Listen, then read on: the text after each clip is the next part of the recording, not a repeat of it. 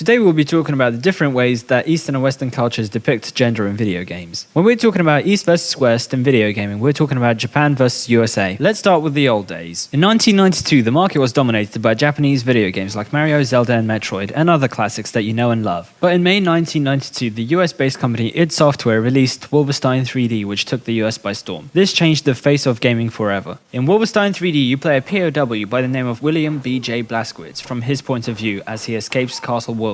His face is in the center of the HUD, so it's hard to miss that you're playing a male protagonist. One of the earlier examples of Japanese using gender in video games would be the original Metroid, where the player had no idea that the person they were controlling was actually a woman. And a lot of them didn't, because it was a special ending achieved by completing the game in under 5 hours, where you would see Samus removing her helmet. This was one of the biggest twists in the game at that time. From then on, the FPS genre became dominated by male protagonists. Duke Nukem 3D, for example, features a macho, over-the-top, incredibly stereotypical protagonist, who has a few lines of dialogue in the whole game, mostly berating the enemies he fights. I'm gonna get medieval on your asses.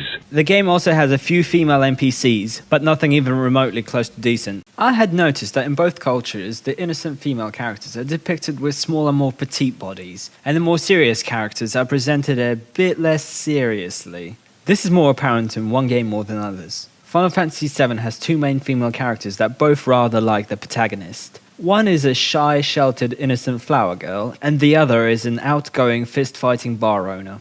However, this theory of mine would be a lot more relevant in the Middle Ages rather than the current times. A lot of the games that would feature a female character would have a third-person perspective. Tomb Raider and Beyond Good and Evil are perfect examples of this choice of perspective. They didn't have to use it, but they did in order to show the gamer that they're controlling a female character, something that would attract male gamers. Tomb Raider has always been a controversial subject. The first depiction of the protagonist, Lara Croft, is a large-breasted woman dressed in a top that is far too small, shorts and combat boots. She somehow does flips and slides with ease while carrying all that heavy baggage. But she wasn't made to be realistic. She was made to appeal to men. Statistics show that the average male gamer is 37 years old. 37! No wonder they use such evil devices to attract potential gamers. So those were our thoughts and views about the subject. Thank you for watching.